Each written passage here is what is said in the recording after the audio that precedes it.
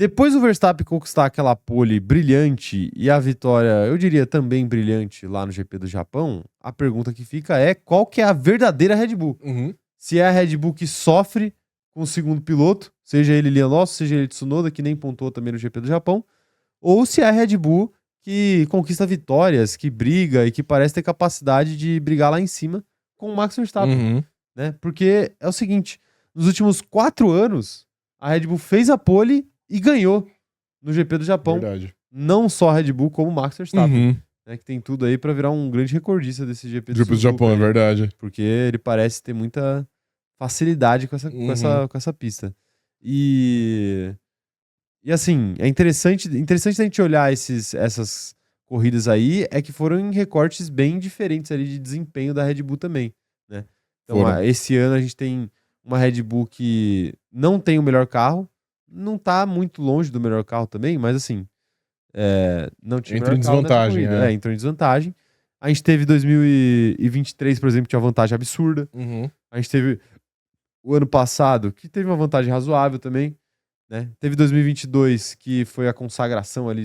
Mas foi uma corrida caótica também, lembra? Que foi 50% da prova com chuva. Enfim, aconteceu muita coisa então, mas a Red Bull ganhou nos últimos 4 GPs e fez a pole também. Então a pergunta que fica é, onde que a Red Bull merece estar de verdade dentre as 4 primeiras? E por isso que eu trouxe a pontuação aí. E para ilustrar essa questão, eu ainda trouxe mais um dado para apimentar nossa discussão aqui. Sim. Que é o seguinte, quem foi o melhor da Red Bull por corrida tirando o Max Verstappen? Perfeito. Porque evidentemente que o Verstappen foi o melhor em todas as corridas. Então você pode ler pra gente aí quem que foi o melhor piloto Red Bull dos 4. Tô contando a Racing Bulls também, são corridas esse ano só apenas, tá? Então aí, com exceção de Max Verstappen, né? No GP da Austrália, o melhor piloto Red Bull foi o Yuki Tsunoda, de Racing Bulls, que ele ficou em 12º. Sim. Na China foi o Hadjar, também de Racing Bulls, ele ficou em 11º. E no GP do Japão voltou a ser o Hadjar, que ele ficou em 7º e conseguiu os primeiros pontos da Racing Bulls. O que é muito curioso, né? Porque o Hadjar, ele tem um começo desastroso, ele bate o carro na volta de apresentação e sai chorando. E nas últimas 2 corridas, ele foi o vencedor do resto. Exatamente. O vencedor do resto dos pilotos da Red Bull.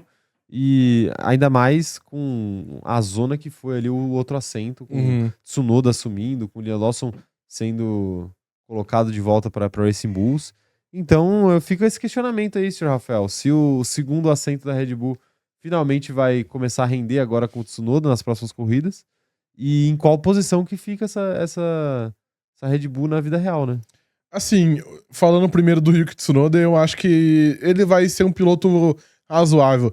Ele andou bem em treino livre, beleza que treino livre não conta muito, mas ele andou bem. No quali, de fato, Q1 ele fez um bom quali. Treino livre não conta, mas, desculpa te interromper, mas o Lawson nem no treino livre. Nem isso fazia, então, exato. Pra Red Bull, acho que conta sim. Conta pouco. Q2 do Yuki não foi tão bom. E assim, é igual a gente disse aqui antes, que eu disse do Max, que a corrida foi meio que decidida no quali. Pro Yuki também, só que aí de maneira negativa, porque ele se colocou numa posição que ele não ia ultrapassar ninguém e ele ia terminar mais ou menos onde ele terminou. Ele largou, eu acho que foi em 12º, 13º, acho que foi, na verdade, e terminou em 12º. Então, assim, ganhou uma posição. Então, acho que tá pago. Eu ainda acho que ele vai render mais nas próximas provas. Veremos aí Bahrein e Arábia, que eu acho que serão boas análises, mas eu acho que ele vai ser um piloto bom. Agora, a verdadeira Red Bull é muito difícil, mano, porque você mostrou na outra tela ali que a Red Bull tá em terceiro, tá em terceiro com 61 pontos, e são 61 pontos de Max Verstappen, né? Todos pontos de Max Verstappen. Então, assim, é muito complicado. Eu não acho que a Red Bull seja um carro de lutar pelo 13º lugar, como o Yuki fez nessa prova, ou algo próximo do que o Lawson fez nas provas dele também, porque era, enfim, brigar pelo 18º ou 19º, algo que nem entra na conta. Então é um carro que tá mais próximo do que o Max faz constantemente. Mas assim, por exemplo, era um carro bom o suficiente pra vencer o GP do Japão? Eu até acho que, apesar de ter vencido, meio que não era, tá ligado? As coisas foram acontecendo aí. Então é isso, a Red Bull, na minha visão, é o segundo melhor carro em algumas provas. Será o terceiro, porque eu acho que a Mercedes e a Red Bull não estão tão distantes uma da outra. Mas eu acho que a caminhada pra chegar no nível da McLaren é uma caminhada extensa. Eu acho que não é tão fácil assim, não. Apesar de possibilitar, o carro de hoje possibilita que o Verstappen brigue mesmo estando em desvantagem. Mas eu ainda acho que a McLaren é um carro relativamente melhor. De fato, que você trouxe bem. Eu acho que uma coisa também que estraga um pouquinho da nossa análise é o fato do GP da Austrália ter sido na chuva. Porque eu acho que aquela prova, talvez a Mercedes ainda tivesse mais ritmo. Sim. A Red Bull aqui na chuva não teve. No GP da China, o Russell não foi ameaçado pelo Max em momento algum, ele sobrou assim. Aí ontem já foi uma prova que a Red Bull foi bem melhor que o Max, né? Pelo menos ele foi bem melhor que a Mercedes. Então acho que eu volto a dizer, eu acho que a gente vai ter uma tendência da Red Bull e a Mercedes ficarem meio que oscilando aí nessa caça McLaren. A McLaren normalmente um pouquinho mais em cima, mas não tanto também, porque, igual eu disse antes aqui, eu acho que a McLaren piorou com toda a polêmica das asas flexíveis lá e o mini DRS. E eu digo mais, hein? Eu acho que ontem, por exemplo, era uma corrida pro Yuki se meter no meio das Ferraris e das Mercedes. Sim, eu acho que sim também. Se ele tivesse corrido a temporada inteira até aqui de Red Bull. Agora, assim, ele tá se adaptando. Tem que ter paciência com o Tsunoda. A gente sabe que esse carro da Red Bull é um carro complexo de ser pilotado. Por mais que notícias dão conta aí de que os engenheiros da Red Bull, por liderança ali do Helmut Marko, já estão tentando fazer um acerto menos agressivo pro segundo piloto, porque eles sabem que o Max é muito diferenciado e aí vai ser besteira colocar o mesmo carro na mão do Max do que no carro na mão do Tsunoda. Mas eu acho que o Tsunoda vai ser o piloto que a Red Bull precisa, pelo menos para esse ano. Não sei se ele vai conseguir dar um passo além disso, mas eu acho que ele vai conseguir fazer o que se espera dele ali. As amostras dele foram bem positivas até, né? Eu achei. Sim. Eu achei. Por mais que ele tenha andado perto do Lawson ali, né? O que é curioso, né? É curioso, porque ele sim. ficou atrás do Lawson a corrida inteira, tanto no qualifying quanto na corrida, o Lawson acabou ganhando dele. O que deve ser um medo ali interno da Red Bull. Claro. De tipo, o Lawson descer de equipe, o Tsunoda subir de equipe, e aí eles começarem a andar de mãos dadas. Andar de mão dada, ou o Lawson continuar vencendo o cara, sendo que, o cara tá no carro melhor, né? Não, mas... O Lawson foi 17º, né? Não, mas ele terminou na frente do Tsunoda. Não, ele terminou na frente só no quali. Ah, é? No quali, é. Ah, então o Lawson ontem foi 17º e o Yuki foi 12º, ele ficou 5 posições à frente. Bom, tô falando besteira. Então... Não, mas serve ainda, porque, enfim... Mas é um medo ali, provavelmente, né? Mas eu acho que o Tsunoda vai botar a cabeça no lugar aí, vai fazer uma boa temporada, assim. Eu acho que a estreia dele foi muito positiva, assim. Pelo que porque é o que eu falei aqui na live passada, tipo assim, não precisava de muito. Pra Red Bull ter alguma esperança esse ano, pro segundo piloto, não precisava de muito.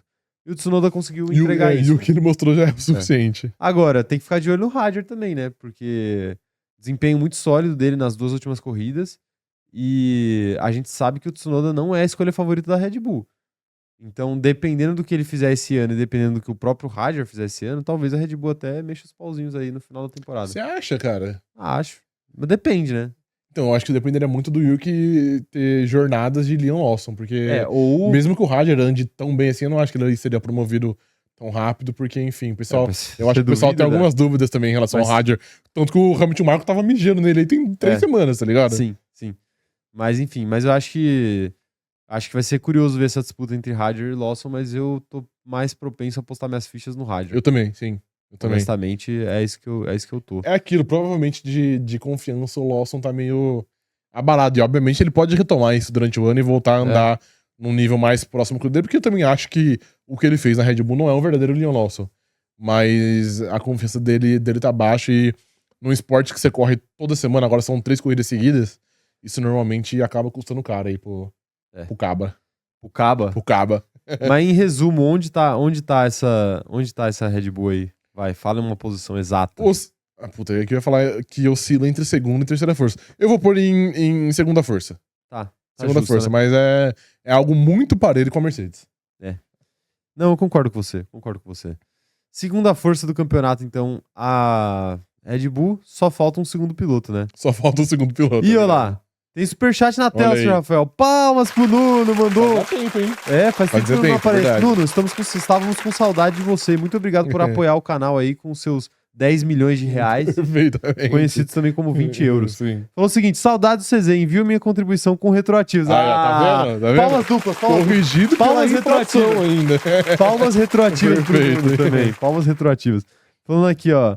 Max Verstappen, esse fim de semana, simplesmente encarnou a citação de um polêmico pensador brasileiro que joga no Santos, quando disse: o pai está on. De fato, o pai estava on. Ao contrário desse jogador do Santos, que raramente está online. Apesar ele até tá online, do Batman do Santos. Exatamente. O Batman do Santos que tá sempre offline nos últimos, sei lá, 3 anos. Sim, que normalmente ele tá online, né? Em outro lugar. Online em outros lugares. Exatamente. Online em outros lugares.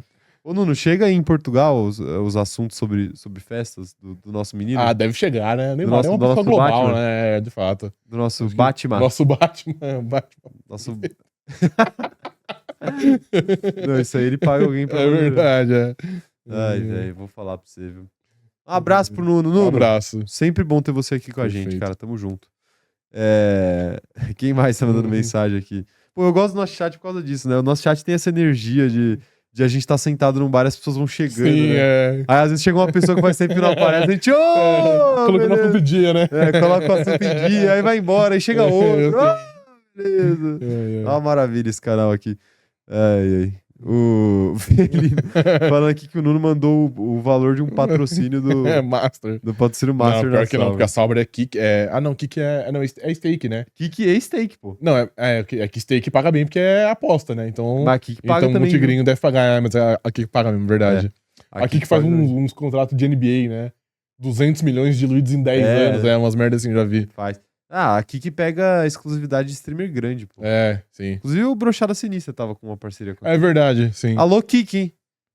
Opa, claro. Bora? Sim. Dependendo do dinheiro, a gente sacrifica o nosso público aqui. Contratinho de Stephen Curry? Opa! Também contratinho de Stephen Curry pro cronômetro será de brincadeira. A gente merece. Vocês iam, galera, pra Kick se eles oferecessem muito dinheiro pra gente? A gente ia. Saibam, vocês eu não sei, mas sabe que a gente ia. A gente ia. Ai, meu Deus do céu. Quem mais mandando mensagem aqui, ó? Mário Rodrigues falando, não acabou de financiar os próximos 5 anos de CZ. Olha, provavelmente, viu, Mário? Provavelmente. Enfim, tá aí o papo sobre Max Verstappen, sobre Red Bull. Sempre divertido falar. Perfeitamente. Sobre essa situação aí.